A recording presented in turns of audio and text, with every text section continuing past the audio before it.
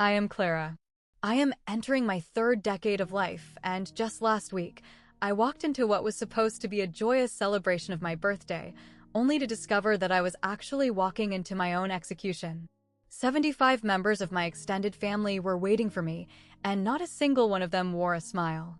My father stood at the head of a long table, handed me a heavy leather folder containing genetic testing results, and announced to the entire room that I was not his biological child. He then demanded that I pay them back for every cent they ever spent on me. My mother physically pried my car keys out of my trembling hands. My younger sister stood in the corner, her smartphone raised high, broadcasting my complete humiliation to a live audience on her social feed. I stood there, completely paralyzed, surrounded by 75 people I had called family for my entire existence, and not a single voice rose to defend me. Not one. But then, a shadow detached itself from the back of the room. A stranger stepped out of the crowd. A man my parents had sworn was buried in the ground long before I ever took my first breath. My biological father. And he did not walk into that room empty-handed.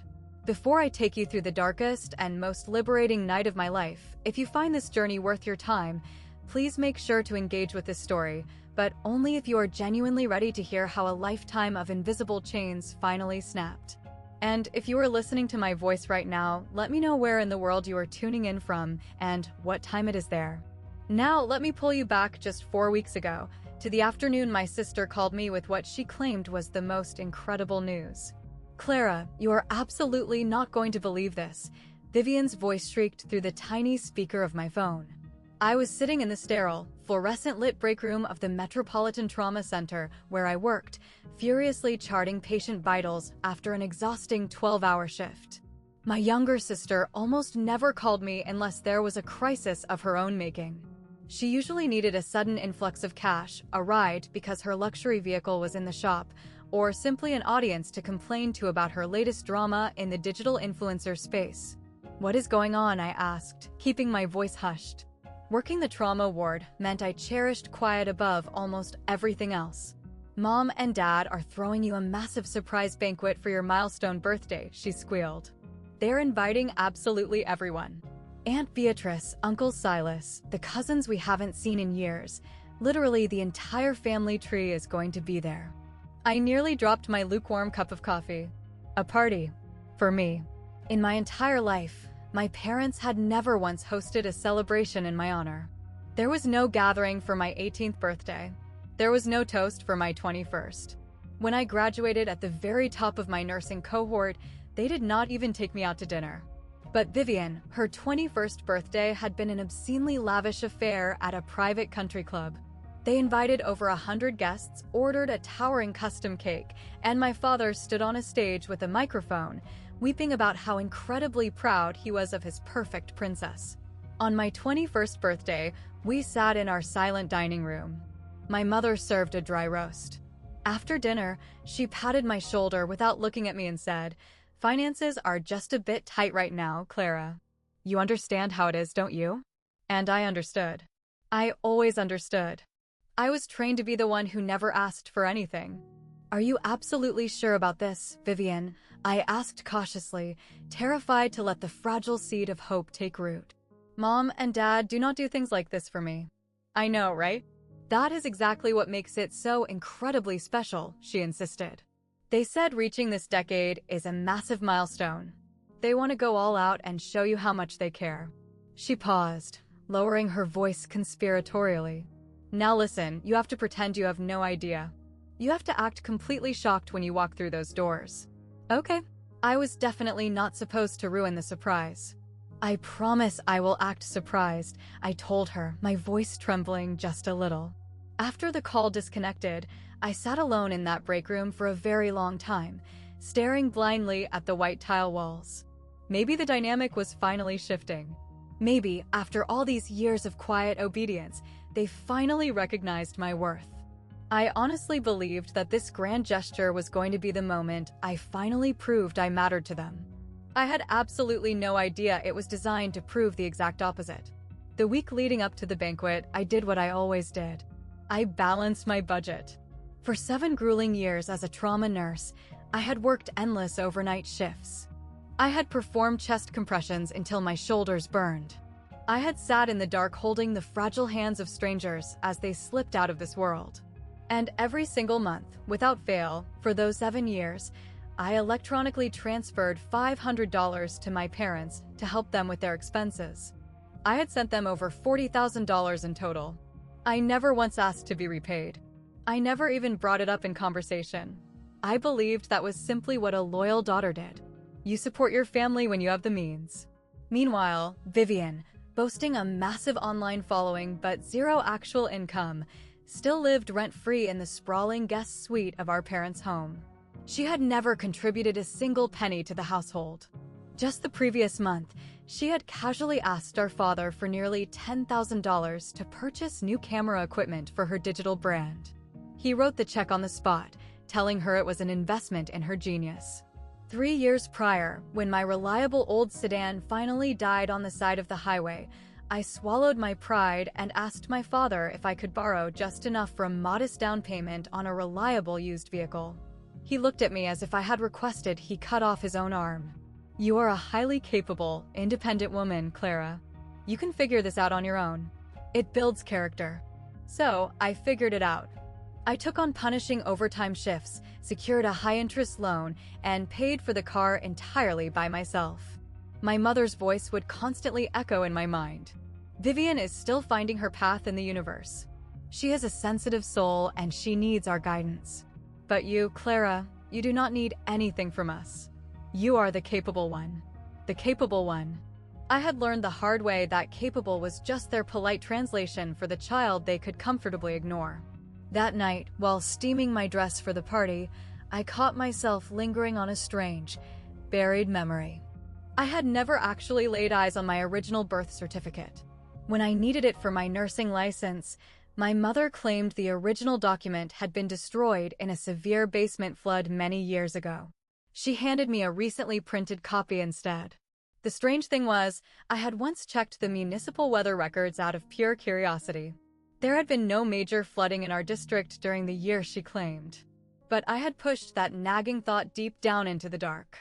Why would my own parents lie to me about a piece of paper? The stakes of our relationship were already so high, I did not want to invent new reasons to feel alienated. 3 days before the banquet, I received an email that made my heart race. I was officially being considered for the lead triage coordinator position at the hospital. It was a role I had been fiercely working toward for half a decade. The final panel interview was scheduled for the following week. Everything I had bled for was finally coming to fruition. There was only one minor hurdle. The hospital administration required a formal letter of professional recommendation, and my current supervisor strongly suggested I source it from someone with ties to the medical board. Someone whose name commanded immediate respect and could vouch for my unwavering character. Your father used to serve on the hospital advisory board, didn't he? My supervisor had asked. Harrison Vance. A letter bearing his signature would carry immense weight with the directors. So, I called my father. A letter of recommendation, he repeated, his tone sounding strangely upbeat. Why, of course, sweetheart. I would be more than happy to draft that for you. I felt a massive wave of relief wash over me, my eyes actually welling with tears. I will present it to you at your birthday gathering, he continued smoothly. We will make it a monumental occasion. A father officially handing his daughter the keys to her future in front of the entire family. Something about the cadence of his voice felt slightly off. It was too polished, too theatrical, lacking his usual dismissive impatience. But I was so starved for his approval that I immediately pushed my instincts aside. Maybe turning 30 was the magic number. Maybe he was feeling genuinely sentimental. That sounds absolutely wonderful, Dad. Thank you so much. Anything for my girl, he replied softly. My girl. The words sent a shockwave through me. He had never, not once in my life, referred to me as his girl. That title had always been exclusively reserved for Vivian. When I hung up the phone, I felt lighter than I had in a decade. The impending promotion, the surprise banquet, the letter of recommendation, all the fractured pieces of my life were finally aligning. I was even ahead on my savings goals. In just 3 more months, I would have enough capital to put a down payment on my very own home. For the first time in my existence, I allowed myself to fully believe that my family was finally seeing me. Truly, deeply seeing me. I purchased a brand new dress for the occasion. It was a deep, rich emerald green. It was elegant, sophisticated, but entirely professional. I wanted to look worthy of the promotion, worthy of their pride. I had absolutely no idea I was meticulously dressing for my own public execution. The evening of the banquet, I stood before my bathroom mirror and hardly recognized the woman staring back at me. The emerald fabric draped perfectly over my frame. I had applied my makeup with extreme care, ensuring I looked polished and refined. I had even purchased a beautiful gift to give to my parents at the party. It was a handcrafted, leather-bound album that I had spent weeks filling with restored family photographs. It sounds utterly ridiculous, doesn't it? Bringing a lavish gift to your own birthday celebration. But that was the core of who I was. I was the perpetual giver. I was the girl constantly trying to purchase the unconditional love that should have been my birthright. I clearly remembered being a little girl, spending an entire weekend painting a vibrant watercolor landscape for my mother's birthday. I thought it was a masterpiece.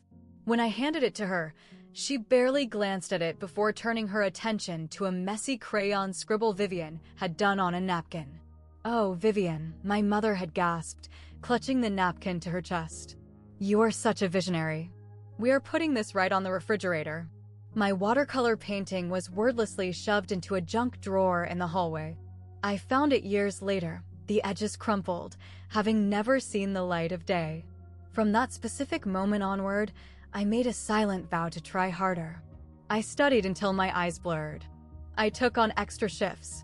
I thought that if I could just become flawless enough, successful enough, useful enough, they would finally look at me with the same shining adoration they gave to Vivian. 30 years. I had spent 30 years running a race with no finish line. Before stepping out of my apartment, I checked my reflection one final time, smoothing imaginary wrinkles from the green silk. "Tonight is going to be the turning point," I whispered to the empty room. "They are hosting a banquet for you. They are proud of your accomplishments. Dad is giving you a letter for the board. The narrative is changing." I grabbed my purse and walked out into the cool evening air. That is when I saw her. Vivian was sitting in the driver's seat of her luxury car, parked directly outside my building. She had her smartphone pressed against the steering wheel, the camera lens pointed directly at my reliable used car. "Hey," I called out, walking quickly toward her. "What are you doing out here?" She jumped slightly, immediately dropping the phone into her lap and flashing a brilliant, hollow smile. "Oh, nothing at all. I was just admiring your little car. Do you think I could borrow it sometime next week?" "Sure," I replied automatically, accustomed to granting her requests. Her smile stretched even wider, almost predatory. "Fantastic. I will see you inside the venue, big sister." A cold, serpentine feeling coiled in the pit of my stomach, a primal warning system telling me something was terribly wrong. But I was an expert at ignoring my own intuition. The gilded Magnolia Banquet Hall was a beacon of old-world luxury. Through the massive arched windows, I could see the warm, golden glow of crystal chandeliers and the shifting silhouettes of dozens of guests moving about inside. My parents had rented out the entire grand ballroom, an expense they had previously only justified for Vivian's extravagant graduation gala. I sat in my parked car for a long moment, taking deep breaths, actively rehearsing my surprised expression. I practiced widening my eyes, putting a hand over my heart and saying, "Oh my goodness, you all shouldn't have done this." It felt incredibly silly, but I desperately wanted to give them the reaction they were paying for. I wanted this night to be a flawless memory. I stepped out of the car and walked through the grand entrance, my heels clicking rhythmically against the polished marble foyer. A sharply dressed hostess checked her clipboard and pointed toward a set of heavy oak double doors at the end of the hall. "The Vance party is waiting for you right through there, ma'am." I took one final, grounding breath, pushed my shoulders back, and pushed the heavy doors open. There was no deafening shout of surprise. There were no colorful streamers cascading from the ceiling. There was no cheerful chorus of voices wishing me well. There was only a suffocating, absolute silence. 75 faces turned to look at me in perfect, chilling unison. Not a single person was smiling. I stood frozen in the doorway, my rehearsed expression of joy hardening into a mask of sheer confusion. I scanned the massive room. There was Uncle Silas, standing with his arms tightly crossed over his chest, his jaw set like stone. There was Aunt Beatrice, clutching her designer handbag against her stomach like a physical shield, her eyes nervously darting away from mine. I saw cousins, second cousins, people I had shared holidays with since I was a toddler. They were all staring at me with an unreadable mixture of pity, judgment, and morbid curiosity. There were no decorations. There was no music. There was only a single, long mahogany table positioned dead center in the room. And resting precisely in the middle of that table was a stark red folder. My parents stood shoulder to shoulder behind the table, looking down at me like prosecutors presiding over a tribunal. My father held a wireless microphone. Clara, his voice boomed through the ballroom's sound system, devoid of any warmth or affection.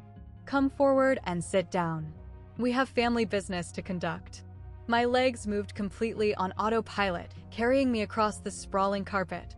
I lowered myself into a solitary chair that had been intentionally placed facing the long table. It was positioned exactly like a witness stand. As I sat down, I noticed a young woman standing in the shadows to my right, holding a professional camera rig. She was not a standard event photographer. The red recording light was glowing steadily. They were documenting this. "Dad," my voice sounded incredibly small, echoing weakly in the cavernous room. "What is happening here?" He did not answer my question. He simply reached out and opened the thick red folder. "Clara, do you have any idea why we summoned 75 members of this family here tonight?" His voice was glacial, completely detached. "To celebrate my birthday," I answered, the words tasting like ash in my mouth. "No." He shook his head with slow, deliberate precision. "They are here to serve as official witnesses." The atmosphere in the room physically shifted. Wooden chairs creaked. Someone in the back cleared their throat. "Witnesses to what exactly?" I asked, my heart beginning to hammer violently against my ribs. My father pulled a crisp, white document from the red folder. His hand did not tremble.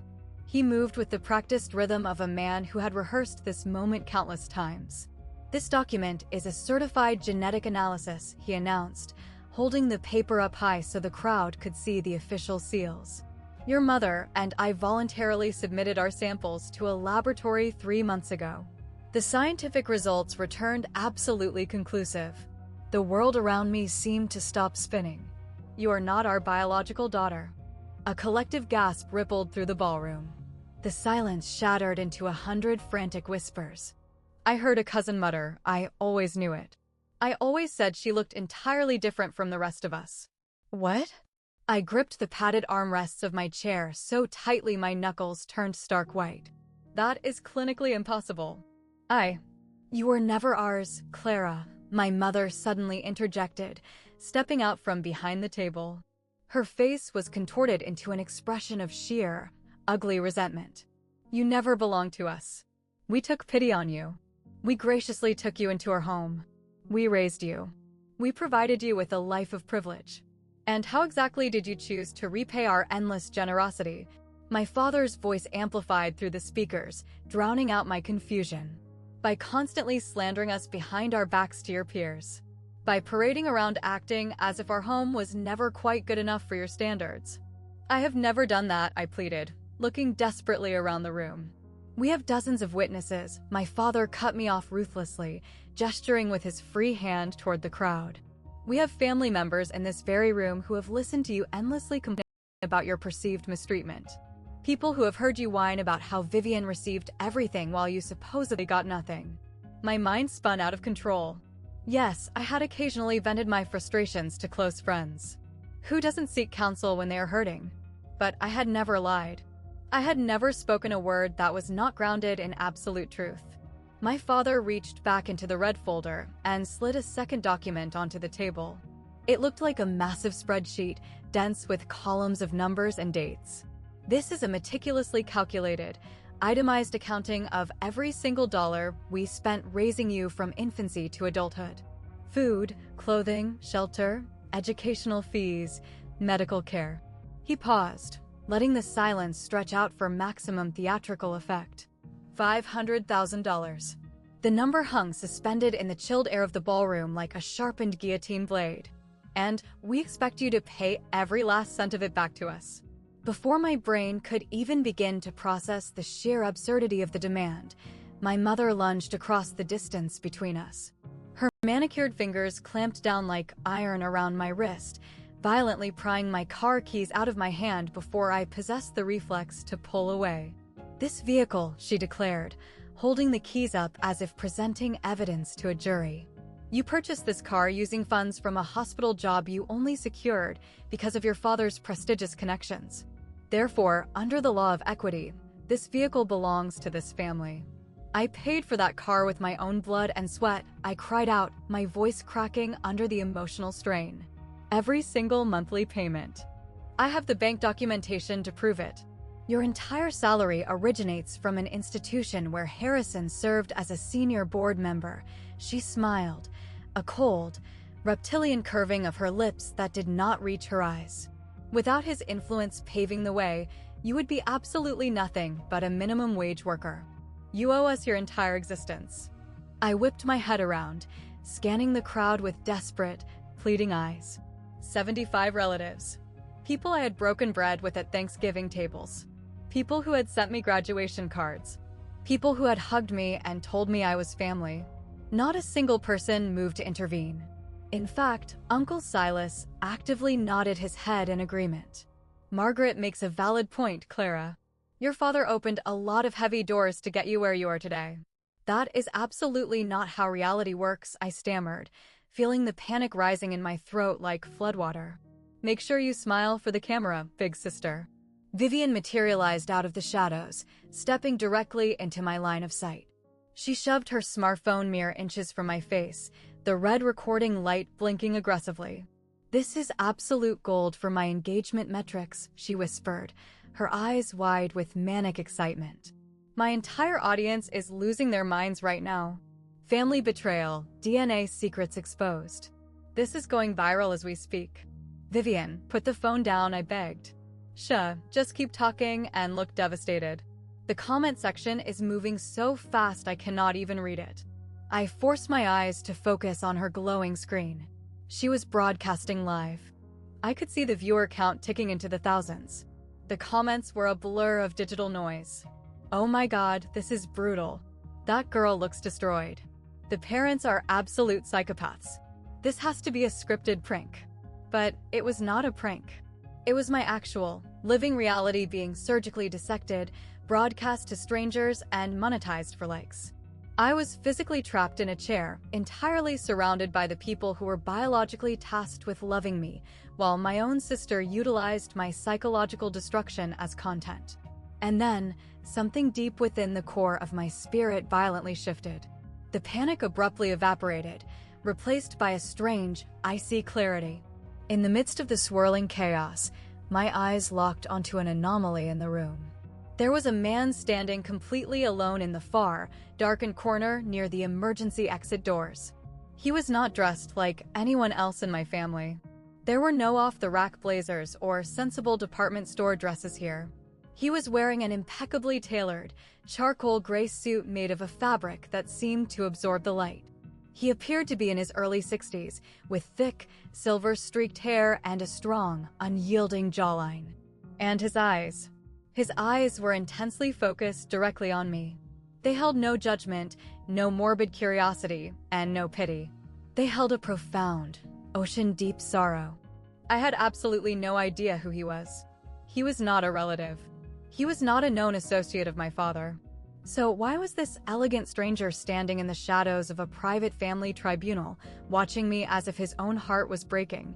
Standing just slightly behind him was a younger woman dressed in a sharp business skirt, clutching a massive, overflowing manila file.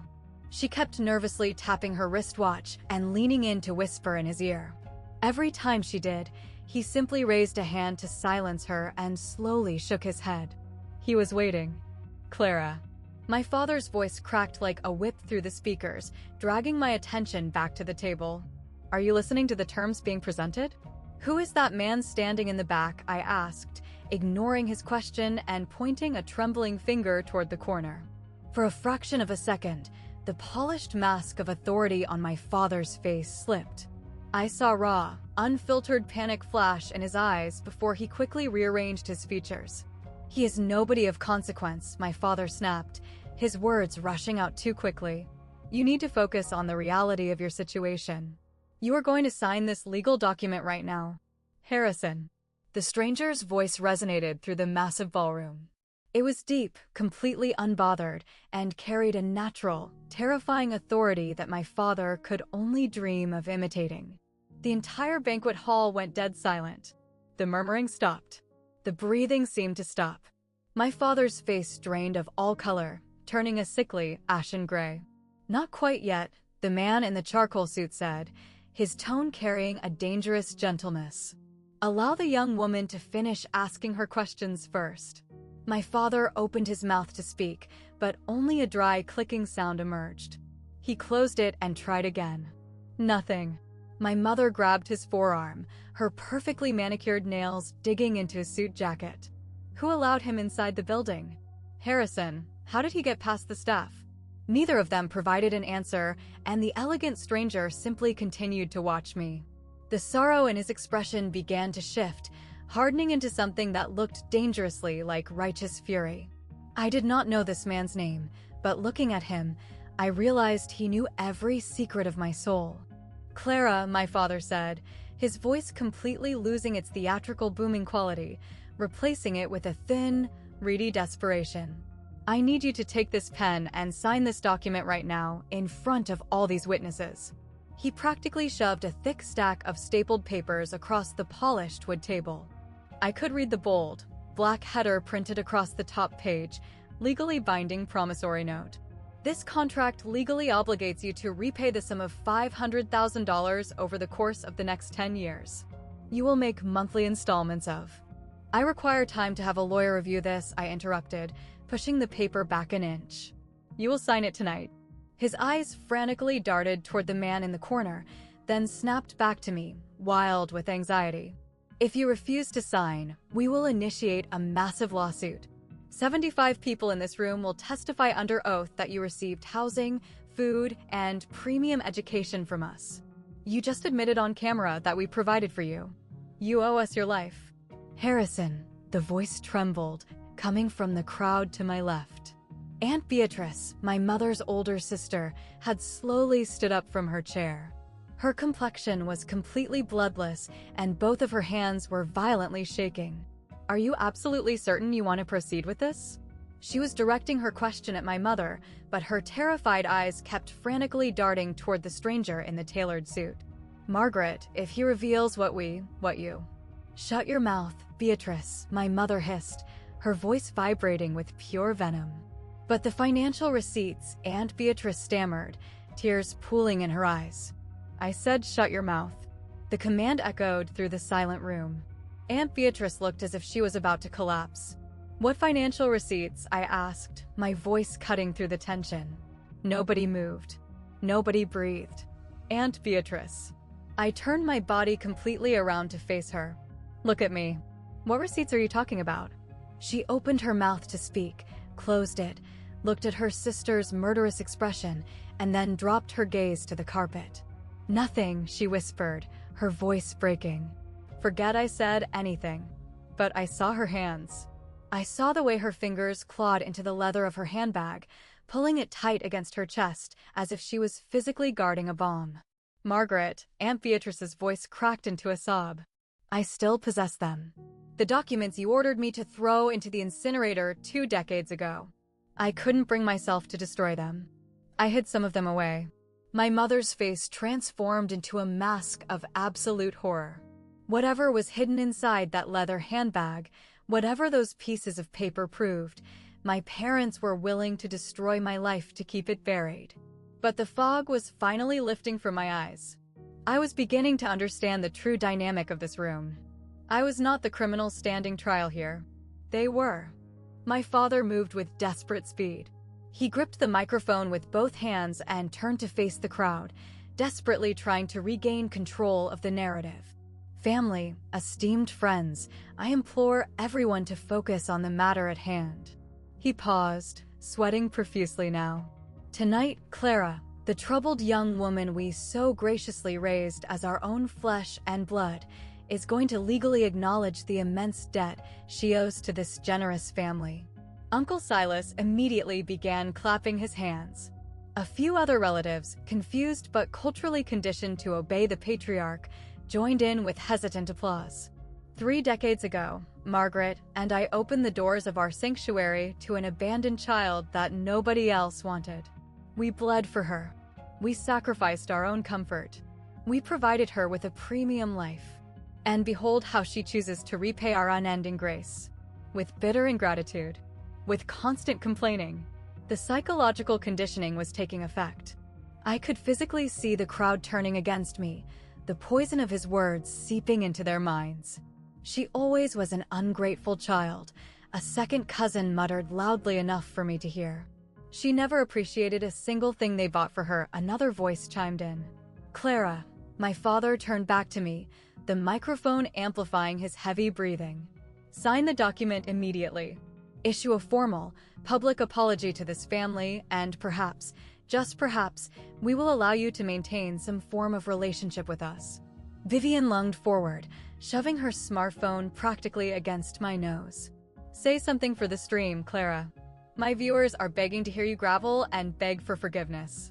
I looked down at the contract resting on the table. $500,000. Brutal monthly payments that would bleed me dry until I was well into my 40s. I would be signing my entire future away to the very monsters who were currently orchestrating my public dismemberment. And if I refused to sign this absurd extortion attempt, I asked, my voice shockingly calm and steady. My father's expression hardened into pure malice. "Then I will personally telephone the hospital administration board tomorrow morning. I will formally inform them that their top candidate for lead triage coordinator is a pathological liar, a fraud, and a woman who aggressively refuses to honor her financial debts." He smiled, a cold, triumphant baring of his teeth. "I sat on that executive board for 15 years, Clara. Whose word do you honestly believe they will trust?" The threat hung heavily in the air, a sword dangling by a thread over my neck. My hard-won career, my apartment savings, my entire independent future. He held the power to incinerate it all with a single phone call. I possessed absolutely no leverage, no systemic power, and no allies in this room. Or so I falsely believed. I am a senior emergency trauma nurse. I have stood over crashing patients at 3 in the morning while alarms scream and blood covers the floor. I have been tasked with delivering world-shattering news to grieving mothers. I have trained my mind to remain perfectly calm while the universe descends into absolute, uncontrolled chaos. I do not shatter under pressure. I literally cannot afford to.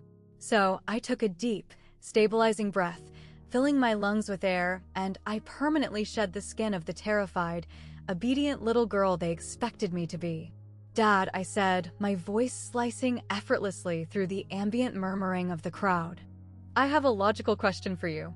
He frowned, his brow furrowing in confusion. This was a severe deviation from his script. "What is it?" "You boldly announced to this room that I am not your biological offspring. You claim to possess irrefutable genetic proof." I leaned forward, resting my elbows on the table, staring directly into his shifting eyes. "So, tell me, who exactly are my biological parents?" Silence slammed down on the room. Well, my mother stepped forward, speaking entirely too fast. "They completely abandoned you. They wanted absolutely nothing to do with you. We swooped in and saved your life." "That is not what I asked you, Margaret." I slowly stood up from my chair, rising to my full height. "I asked for their names." "They are dead," my father blurted out, the lie tumbling from his lips with desperate speed. "Both of them perished in a horrific automobile collision many, many years ago." "How incredibly fascinating," I replied, genuinely surprised by the icy steadiness of my own voice. "So, if both of my biological parents have been dead for decades, whose genetic material did you utilize to compare my DNA against?" My father's jaw dropped open. Not a single sound emerged. "Genetic testing requires a baseline comparison sample," I continued, pacing slowly in front of the table like a prosecuting attorney. You cannot simply draw a vial of my blood, test it in a vacuum, and declare I am not yours. You absolutely must have a comparative sample. So, I ask you again, whose DNA did you submit to that laboratory? The relatives began to shift uncomfortably in their seats. I saw people whispering to each other, brows furrowed in sudden suspicion. The undeniable logic of my question was taking root. That is absolutely none of your concern, my father stammered, beads of sweat forming on his upper lip. A deceased person's genetic material, I pressed harder, raising my voice so the people in the back could hear. How exactly did you procure it? Did you illegally exhume a corpse? Did you keep vials of blood stored in a freezer for 30 years? The murmurs in the crowd grew louder, more urgent. Uncle Silas uncrossed his arms, looking at his brother with deep uncertainty. Or, I said quietly, letting the words hang in the air, is it possible that one of my biological parents is not actually dead at all? In the dark corner of the room, the man in the charcoal suit took a single, deliberate step out of the shadows. And for the very first time in my life, I saw my father look utterly, completely terrified. Oh my God, you guys, this stream is getting so incredibly intense. Vivian's shrill voice shattered the building tension. She was still holding the phone high, providing running commentary to her audience as if she were hosting a trashy reality television program. So, basically to summarize, my parents were contacted about 3 months ago and found out that Clara isn't their actual kid. Someone reached out to my dad out of nowhere. I am pretty sure it was a team of corporate lawyers or something. And they have been secretly planning this massive revenge reveal party ever since. Vivian, shut your stupid mouth. My mother's unhinged screech echoed violently off the high ceilings. Turn that camera off this exact second. But the catastrophic damage was already done. I turned slowly to face my sister. 3 months ago, an outside party contacted Dad. Vivian's eyes went incredibly wide as she finally realized the magnitude of the mistake she had just broadcast to the world. I wasn't supposed to say that out loud. Who contacted him? Vivian, I demanded, taking a threatening step toward her. If both of my biological parents are dead in the ground, who exactly reached out to him 3 months ago? She scurried backward, holding the phone against her chest like a shield. I don't know the details. I swear. I just accidentally read an email notification on Dad's computer screen. It was from some massive law firm. It said something about the immediate termination of the financial agreement and mandatory legal disclosures. Vivian, I swear to God I will break that phone, my father roared, lunging across the table toward her. But I was significantly faster. I stepped into his path, blocking him with my body. Termination of the agreement, I repeated the words slowly, letting them sink in. What financial agreement, Harrison? What mandatory legal disclosures have you been hiding? The entire crowd was absolutely riveted now. The comment section on Vivian's live feed was moving at warp speed. Thousands of strangers watching the pristine facade of the Vance family crumble into dust. There is no secret agreement, my mother shrieked, her voice cracking hysterically. The girl is making up vicious lies to save herself. Vivian, look at the camera and tell your followers you are lying. But Vivian's terrified expression told me everything I would ever need to know. She was not lying. A powerful entity had contacted my adoptive parents 3 months ago. A powerful entity armed with corporate attorneys. An entity that was legally forcing them to disclose a massive secret they had kept buried for 30 years. I slowly turned my body toward the back of the room. The stranger in the charcoal suit had closed the distance. He was standing less than 10 feet away from me now. His face was illuminated by the chandelier light, and his eyes were shining with unshed tears. And when I looked at him, when I truly looked at the architecture of his face, I saw something that made the breath completely leave my lungs. My eyes. He possessed the exact same eyes that stared back at me in the mirror every single morning. You are not a dead man, I whispered, the realization crashing over me like a tidal wave. He shook his head with infinite, painful slowness, a single tear escaping to track down his weathered cheek. No, my sweet girl. I am very much alive. I must pause the narrative for just a brief moment. If you are listening to this story and you have already deduced the identity of the man in the suit, drop your theory in the comments section right now. And if you have ever survived a profound betrayal by the very people who demanded your absolute loyalty, I want to read about how you found the strength to walk away. I read every single story you share. Now, let me return to the ballroom. The elegant stranger took another step forward, and the dense crowd of my relatives parted around him as if he were parting the Red Sea. Allow me to formally introduce myself to this assembly. His voice resonated through the ballroom, vibrating with a calm, measured, and absolute authority that my adoptive father could never hope to possess. Security, my father's voice cracked pathetically. Someone in the back call the building security immediately. This man is trespassing on a private event. But not a single person in the room moved to obey him. My given name is Nathaniel, the man announced, coming to a halt just a few feet away from me. And I am Clara's biological father. The ballroom exploded into pure chaos. Gasps turned into shouts. Dozens of smartphones were suddenly yanked out of purses and suit pockets, camera lenses turning to capture the spectacle. I could not pull air into my lungs. You. I stared at the lines of his face, the familiarity of his jaw. They told me you were dead. Nathaniel's jaw tightened in suppressed fury. Is that the specific lie they fed to you? I nodded mutely, completely unable to form words. I have never been dead, Clara, his voice softened, carrying a weight of profound sorrow. I have been waiting for 30 agonizing years. I have been counting the days until this exact moment. He is a pathological liar, my mother screamed, her carefully constructed composure finally shattering into pieces. He is a dangerous con artist trying to extort us. Harrison, tell them the truth. Tell them he is crazy.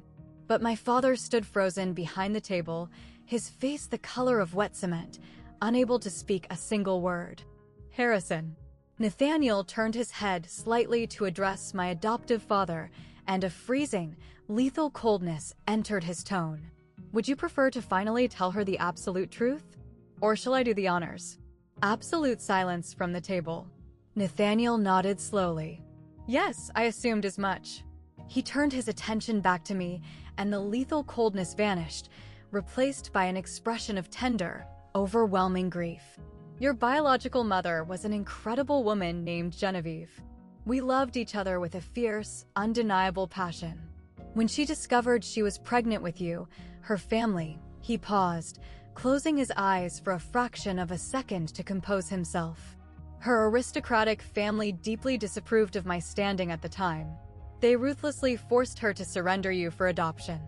Then how did I end up in this house? I asked, my voice barely a whisper. The Vance family eagerly agreed to adopt you under a very specific, heavily negotiated set of conditions. His eyes flickered toward my trembling parents with absolute disgust. Conditions that they were incredibly well compensated for. I felt the solid floor of the banquet hall begin to tilt beneath my feet. What kind of conditions? Nathaniel reached into the inner breast pocket of his tailored suit jacket and slowly withdrew an old, slightly faded photograph. He handed it to me. It was an image of a radiant young woman who shared my exact facial structure, my eyes, and my smile. This was your mother, Genevieve, he said softly. And she loved you more than anything else in this universe. The younger woman in the business skirt, who I now realized was Nathaniel's legal assistant, stepped forward quickly and handed him the massive manila folder she had been guarding. Harrison, Nathaniel's voice carried the precise, terrifying calm of an incoming hurricane. You stood before this room just moments ago and aggressively demanded that Clara repay you $500,000 to cover the financial burden of raising her. That is correct. My father's voice was weak, defensive, cornered. We tracked every single penny we spent. How incredibly interesting, Nathaniel replied, casually opening the thick folder. Because according to the certified banking records I hold in my hand, you have already been paid in full. He pulled out a massive stack of stapled documents and held them high above his head for the entire room to witness. Bank statements. Certified wire transfer receipts. Dozens upon dozens of them. $1,500 wired on the first of every single month for 28 consecutive years. Nathaniel's voice boomed to the farthest corners of the ballroom. starting the month she was brought into your home, and terminating exactly 3 months ago when my legal team initiated contact. That equals over $500,000, Harrison. $504,000 in untaxed cash, to be mathematically precise. The crowd erupted. Total confusion and outrage rippled through the sea of relatives. "What exactly are those papers?" Uncle Silas demanded, stepping forward, his face turning red. "These are international wire transfer records," Nathaniel answered calmly, handing a thick stack of the documents to the nearest table of guests. "Please, I invite you to examine them yourselves. Every single monthly payment is meticulously documented. Dates, routing numbers, receiving accounts." He paused, locking eyes with my adoptive mother.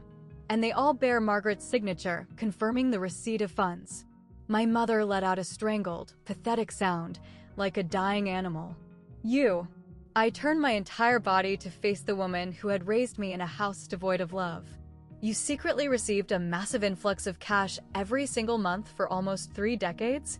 She refused to meet my gaze, staring fixedly at the tabletop. "Answer my question." "It was financial compensation," she finally screamed, her voice breaking into a hysterical sob. "It was payment for taking you in, for sacrificing our peace to raise someone else's unwanted child." "Unwanted?" Nathaniel's voice cut through the air like a serrated blade. "I begged the courts to let me keep her. I begged on my hands and knees to raise my own daughter. But your family's lawyers demanded that I stay completely away until she reached her 3rd decade of life. They demanded my total absence as a condition of the arrangement." His voice cracked with genuine agony. "And I signed the papers because I foolishly thought. I thought you were decent people. I thought you would actually love her. I thought my money would guarantee her a beautiful life." He looked back at me, tears streaming openly down his face now. "I am so deeply sorry, Clara. I am so incredibly sorry that I was not here to protect you." Nathaniel reached into his jacket pocket one final time.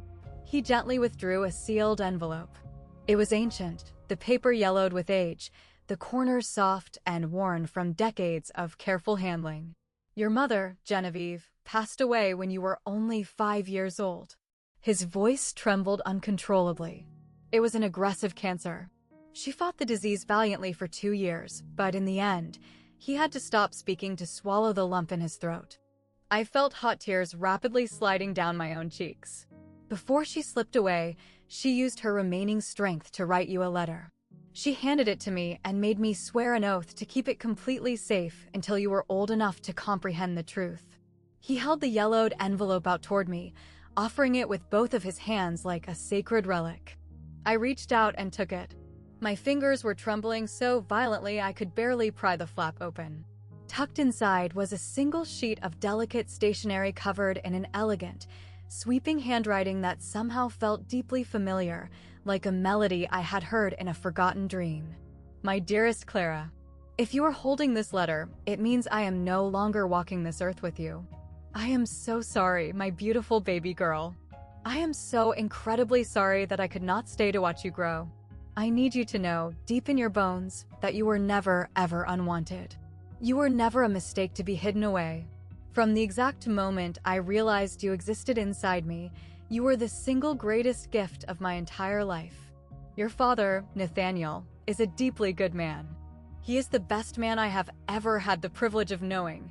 I was simply too young, too isolated, and too terrified to fight my family for our right to be together, and that cowardice is the greatest regret of my dying days. Please, my darling, do not hold him responsible for being absent. He desperately wanted you. He fought for you. Live your life with absolute courage, Clara. Be wildly kind. Be unbreakably strong. And please know that wherever my soul resides, I am proudly watching over you. I love you. I will love you until the end of time. Mom." I could no longer see the paper through the thick veil of my tears. The elegant handwriting blurred, then disappeared completely as I pressed the fragile letter flat against my chest. 75 people stood in the ballroom, watching me in a state of absolute, paralyzed silence. And for the very first time on that horrific night, I did not feel isolated. I felt completely, undeniably found. "I need to confess something." Aunt Beatrice's voice suddenly cut through the heavy silence of the room. She stood up straight, clutching her leather handbag tightly against her chest like a suit of armor. "Beatrice, sit back down right now," my mother hissed, her voice dripping with venomous threat. "No, Margaret." Aunt Beatrice shook her head, tears streaming down her own face. "I have actively buried your toxic secrets for 30 years. I simply cannot carry the weight of it anymore." She unclasped her purse and pulled out a small, tightly bound stack of papers. They were wrinkled, faded, and dotted with age spots. "These are the physical bank withdrawal receipts." Her hands shook violently as she held them up for the crowd to see. "Every single month, Margaret instructed me to drive to the bank and physically withdraw the wire transfers in untraceable cash. She explicitly told me the money was from an old, obscure life insurance payout." Aunt Beatrice let out a bitter, self-mocking laugh. "I foolishly believed her lies for years. I helped her hide the money from her own husband."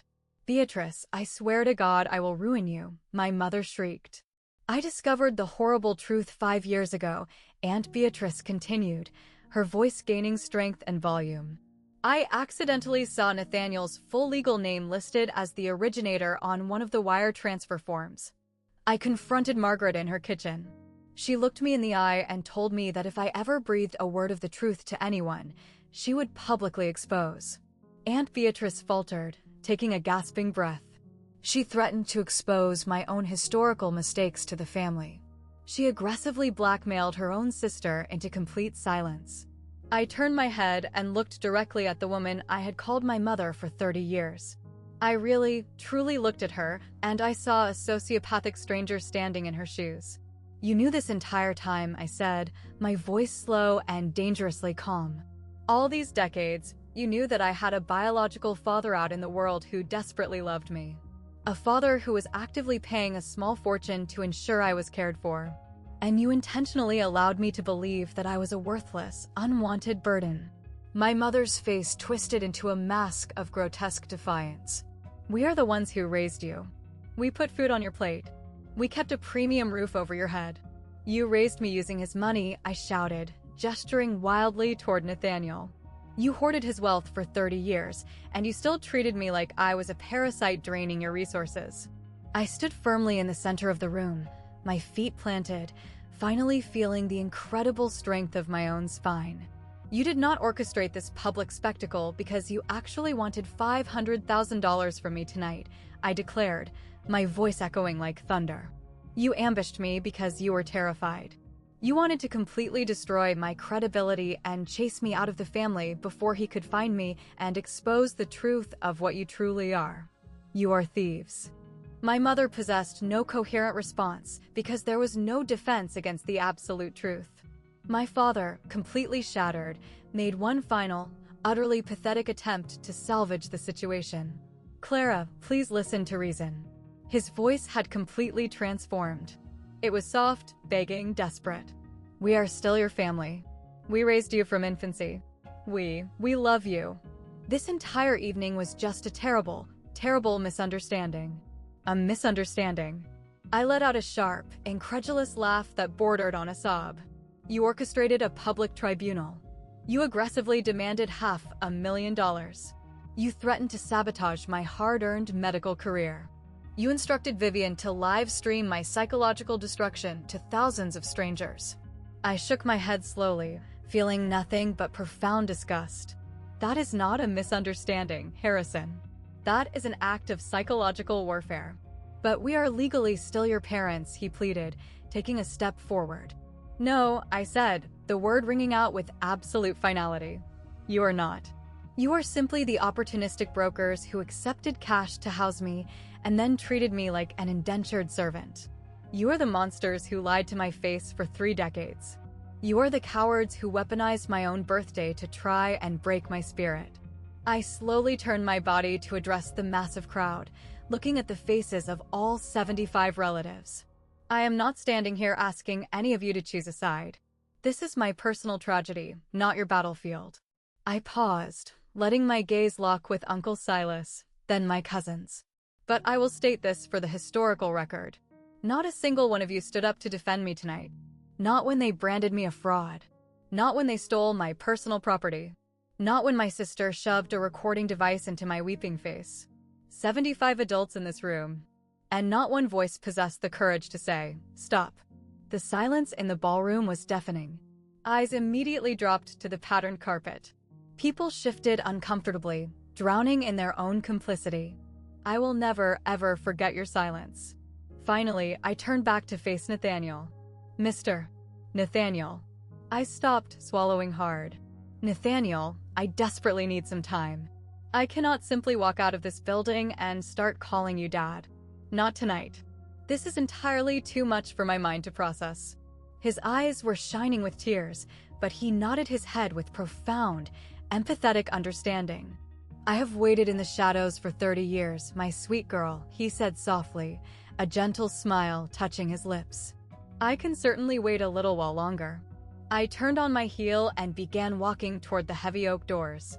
My mother scrambled out from behind the table, trying to physically block my exit. "You cannot simply walk out that door," she snarled. "We are not finished discussing this." "Yes, Margaret," I looked her dead in the cold, dead eyes. "We are finished forever." I sidestepped her grasping hands, pushed open the heavy double doors, walked out of that opulent banquet hall, and I never looked back. I was obviously not present to witness the apocalyptic fallout that occurred after the doors closed behind me, but Aunt Beatrice tearfully recounted every single detail to me a few weeks later. And, as fate would have it, Vivian was in such a state of shock that she entirely forgot to terminate her live broadcast, capturing every catastrophic second of the aftermath. The exact moment I disappeared into the hallway, the ballroom erupted into a war zone. My father instantly turned his wrath upon my mother. "You knew about the cash," he bellowed, his face purple with rage. "You knew he was wiring thousands of dollars every month for 3 decades, and you never disclosed it to me." I was fiercely protecting our family, my mother screamed back at him, her voice ragged. "Protecting us by actively lying to your husband and hoarding a fortune," he roared. "You never bothered to ask questions about how I afforded our lifestyle. You just blindly spent whatever I handed to you." The extended relatives scattered toward the exits like cockroaches fleeing a sudden light. Uncle Silas attempted to physically step between my screaming parents to calm them down, and received a violent shove to the chest for his interference. Aunt Beatrice quietly gathered her coat and her damning receipts, slipping out the kitchen exit completely unnoticed. And Vivian stood frozen in the corner, staring in absolute horror at her glowing screen as her follower count began to plummet in real time. Within 24 hours, the recording of her live stream had been clipped, heavily edited, shared across multiple platforms, and viewed over 2 million times. But the virality was not the kind she had anticipated. The internet titled the video, "Toxic Family Completely Exposes Themselves on Live Stream. Worst Adoptive Parents Ever Caught on Hidden Camera. Narcissist Sister Documents Her Own Family's Demise." The digital comment section was absolutely merciless. Major brand sponsors she had spent months negotiating with immediately pulled their contracts. Her carefully curated, authentic family influencer persona was permanently, irreversibly destroyed by the reality of her own cruelty. As for Nathaniel, he simply instructed his legal assistant to pack up their files, and he exited the restaurant with quiet dignity. He did not need to engage in a screaming match to get revenge. He had simply walked into the room armed with the absolute truth, and the truth had detonated the entire foundation of their lies. That night, sitting alone in the profound quiet of my apartment, I read Genevieve's letter 17 times. I gently traced the loops of her elegant handwriting with the pads of my fingertips. I stared at the vintage photograph Nathaniel had given me. My mother at 22 years old, throwing her head back in a genuine laugh at something outside the camera's frame. Her eyes exactly mirroring my own. I cried until my lungs ached and I could no longer pull in a full breath.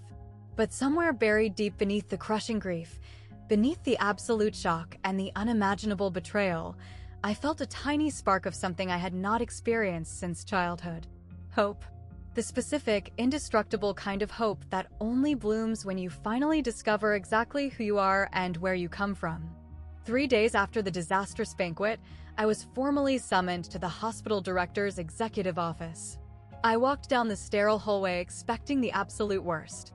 My father had explicitly promised to destroy my medical career. He possessed deep connections, financial influence, and a legacy of 15 years on the advisory board. Director Sterling sat behind her massive mahogany desk, her expression completely unreadable as I entered. "Please have a seat, Clara." I sat down, folding my hands tightly in my lap, bracing for the impact. "Clara, I am going to be entirely direct with you." She folded her hands over a pristine file folder. "Yesterday morning, I received a highly aggressive email communication from your father, from Harrison Vance. He forcefully demanded that we immediately terminate your employment at this hospital." My stomach plummeted toward the floor. He claimed in the email that you are psychologically unfit to handle the pressures of the lead triage position. He stated you possess severe, documented character flaws and a history of manipulation. She paused, tapping her pen against the desk. He also attached a digital video file. He claimed the footage would definitively expose your true nature to the board. I squeezed my eyes shut, feeling a wave of nausea. The live stream. He had sent them the viral live stream. "I can explain the context of that video, Director Sterling," I pleaded, my voice tight. "Clara." Her voice was surprisingly gentle, halting my defense. "I watched the entire video. I watched you sit in a chair while 75 people actively attempted to psychologically destroy you. I watched you maintain absolute professional composure, ask piercing, intelligent questions, and walk out of that ambush with your dignity completely intact." I slowly opened my eyes, stunned. "I also received a private telephone call this morning," she continued, leaning back in her leather chair. "It was from a man named Nathaniel. Are you familiar with him?" "He is. He is my biological father," I managed to whisper. "I am aware. He is also the majority owner of 4 of the largest private medical facilities on the eastern seaboard." A slight, knowing smile played at the corners of her mouth. "He called my private line to explicitly inform me that he would absolutely not be interfering in any professional decisions regarding your employment. He stated, and I quote, 'Clara has earned the right to succeed entirely on her own merits, not because of the wealth or influence of her father.'" I sat there, completely speechless, tears pricking the corners of my eyes. "The lead triage coordinator position is officially yours, Clara. You have earned it through years of flawless service and exceptional grace under pressure." Director Sterling stood up and extended her hand across the desk. "Congratulations on your promotion." I stood up on shaking legs and shook her hand, barely able to process the magnitude of the moment. "Just one final piece of administrative housekeeping," she added, her smile widening. "Harrison Vance's vindictive email did not damage your standing here whatsoever. However, it severely damaged his own legacy. The executive board held an emergency vote this morning and formally removed his name from the hospital's benefactor wall. We do not associate with that kind of behavior. It was a relatively minor victory in the grand scheme of things, but I cannot deny how incredibly sweet it tasted."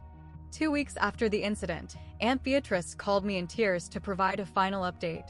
Harrison and Margaret had officially filed for a highly contested divorce. But it was not entirely because of the events at the banquet. On the night of the party, fueled by rage, Harrison had forcefully broken into Margaret's locked home office to audit her personal financial files. He discovered significantly more than just the historical wire transfer receipts from Nathaniel. He uncovered a massive web of financial deception. It turned out my adoptive mother had been aggressively skimming and hiding money for over a decade.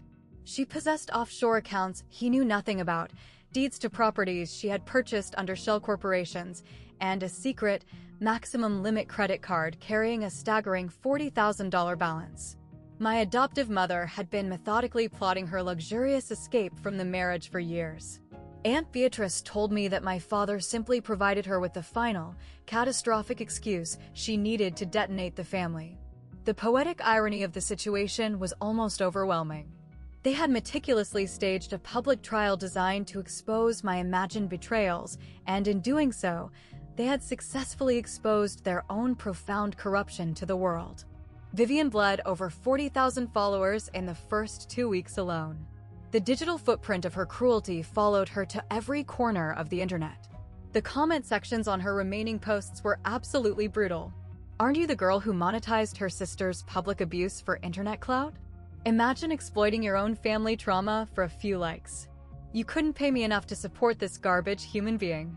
She eventually panicked, deleted her entire social media presence, and attempted to rebrand on a fresh account under a pseudonym. The last rumor I heard, she was attempting to pivot into producing mindful meditation content. The absolute irony of it practically writes itself.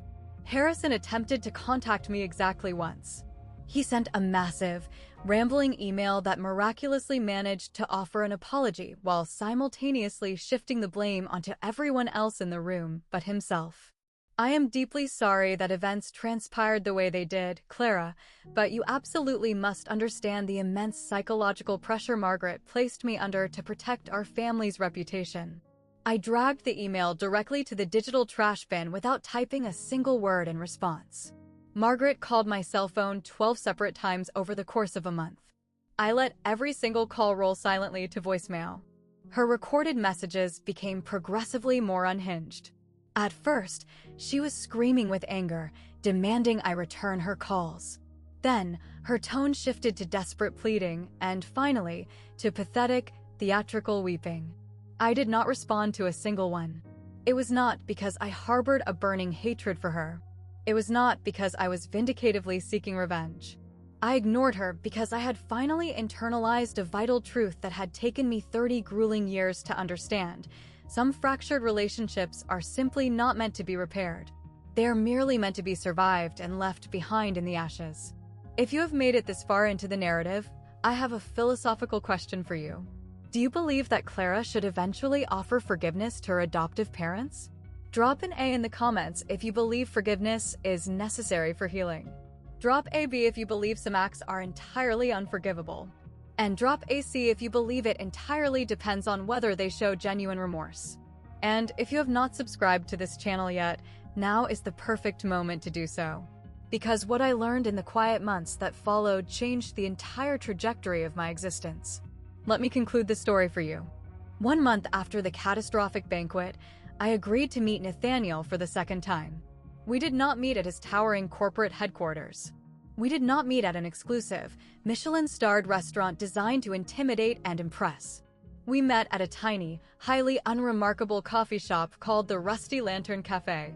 It was a slightly run-down establishment filled with mismatched, scuffed furniture and incredibly mediocre espresso. Genevieve and I used to come to this exact spot, he explained softly, settling his frame into a deeply worn, faded velvet armchair before everything in our world fell apart. We would sit right here in this specific corner and talk for hours upon hours about the beautiful future we were going to build. I looked around at the peeling floral wallpaper, the crooked, dusty picture frames, and the chipped coffee mugs. It is certainly not what I expected from a man of your status, I admitted. What exactly did you expect, Clara? I don't really know. Something grander. Something bigger. Nathaniel offered a small, profoundly sad smile that somehow made the heavy lines of age on his face temporarily vanish. Wealth does not fix the things that truly matter in this world, Clara. I had to learn that lesson in the most agonizing way possible. He stirred his black coffee with slow, deliberate motions. I could have fought so much harder to keep you. I could have hired a ruthless army of corporate litigators, applied immense financial pressure to Genevieve's aristocratic family, and utilized every resource at my disposal to force the issue in the courts. Why didn't you do that? I asked, leaning forward, genuinely needing to understand the history that shaped my life. Because Genevieve explicitly begged me not to, he replied. He looked up at me, and I witnessed 3 decades of suffocating regret swimming in his eyes. She was dying rapidly, and she was utterly terrified. She was terrified that if I pushed the legal battle too aggressively, her vindictive family would take you and hide you somewhere on the globe where I would never, ever be able to find you again. She made me swear a sacred oath to wait. She begged me to trust that the Vance family would honor their contract and do right by you. They did not do right by me, I whispered, staring down at my hands. No, his voice cracked, the sound of shattered glass. No, they certainly did not. And I will never, as long as I draw breath, forgive myself for not recognizing their cruelty sooner. We sat together in the dusty corner of the cafe in a heavy, shared silence for a very long time. I honestly do not know how to navigate this situation, I finally admitted, my voice trembling slightly. I do not possess the blueprint for how to have a father who actually cares about me. Nathaniel reached across the scarred wooden table and very gently rested his warm hand over mine. Neither do I, Clara, he smiled through a fresh sheen of tears.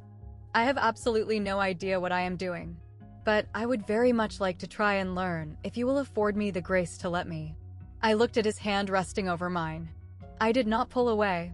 Okay, I said softly, the single word feeling heavier than a mountain. Let's try. It was not instant forgiveness for 30 years of absence, but it was a solid, undeniable foundation to build upon.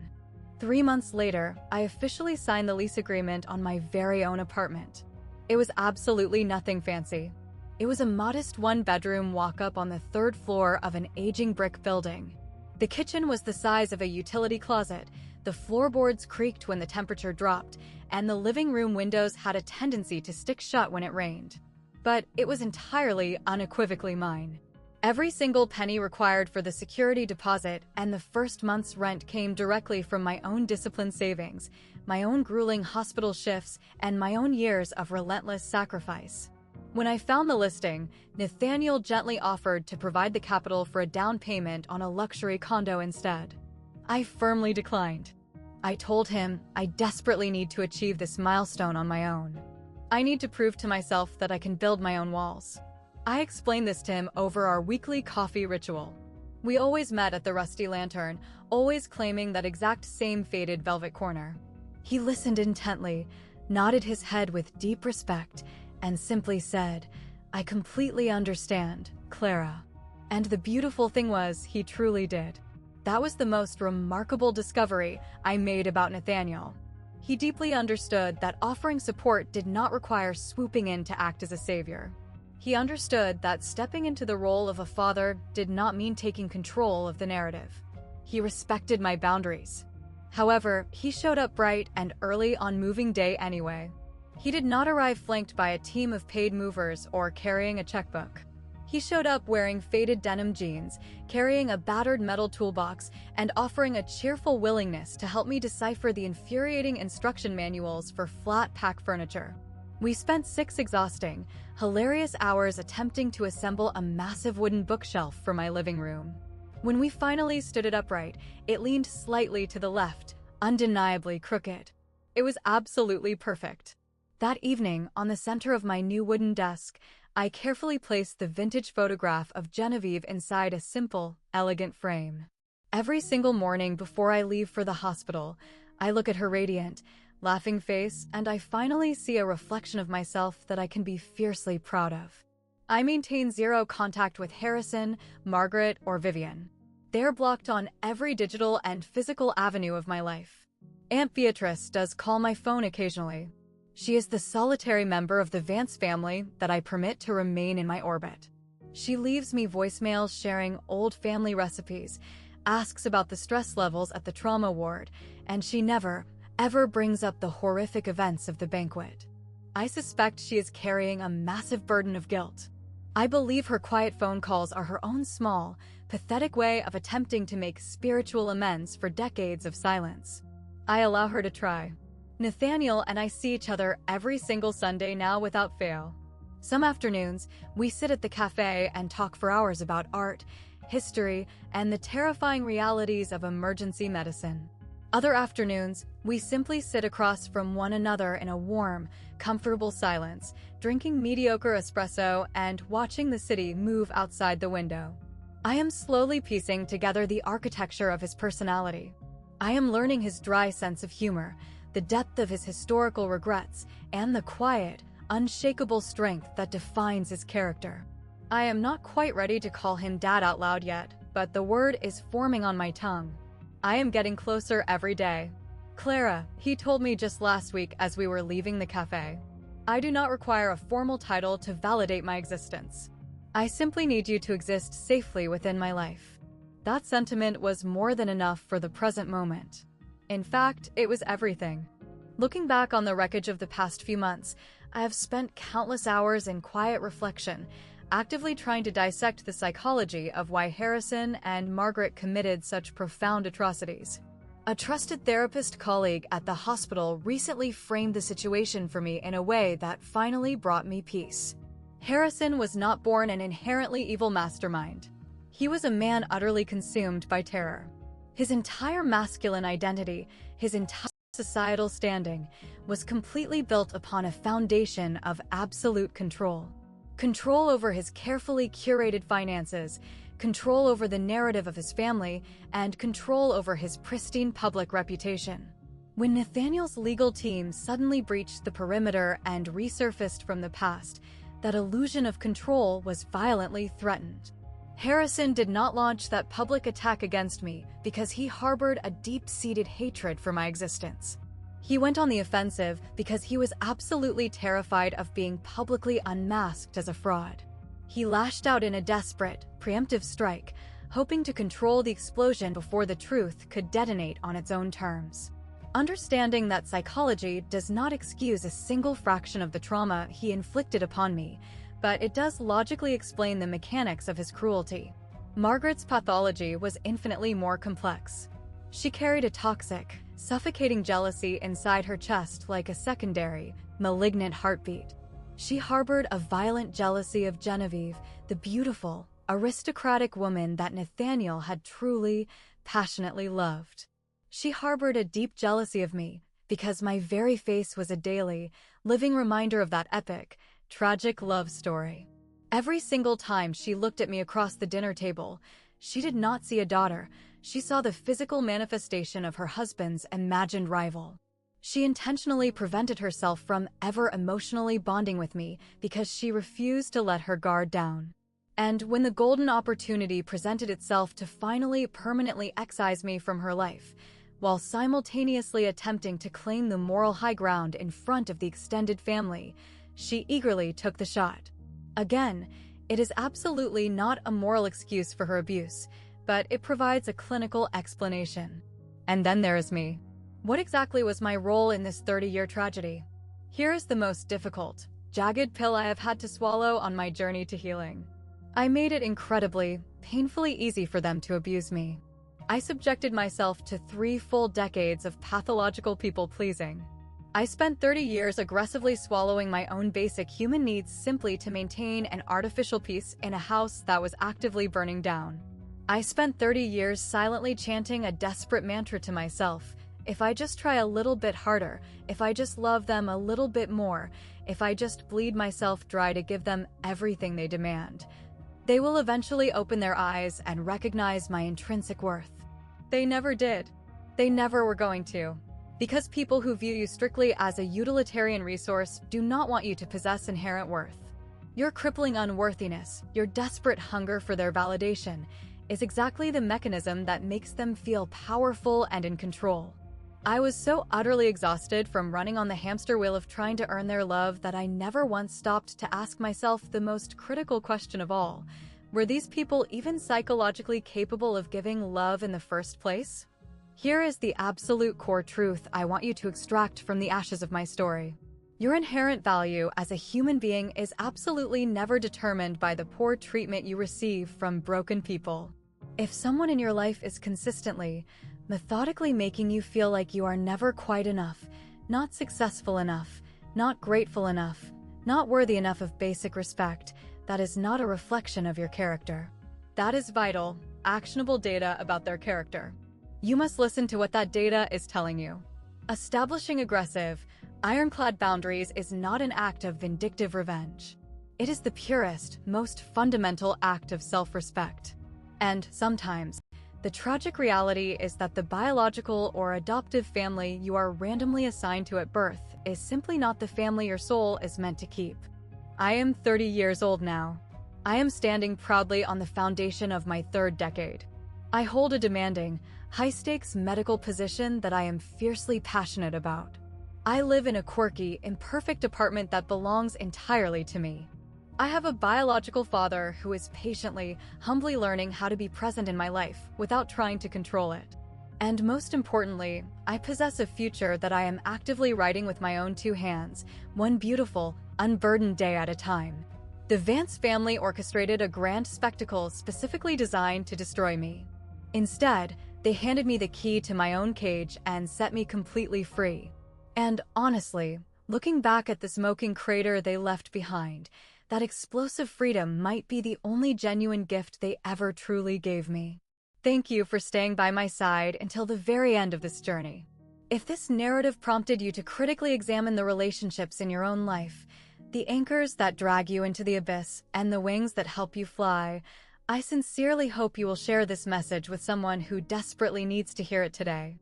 Please subscribe to the channel if you desire more stories of survival and triumph, and check the description box for other content I believe will resonate with your soul. Take care of yourselves out there, guard your peace fiercely, and never forget that you absolutely deserve to be surrounded by people who actively choose you.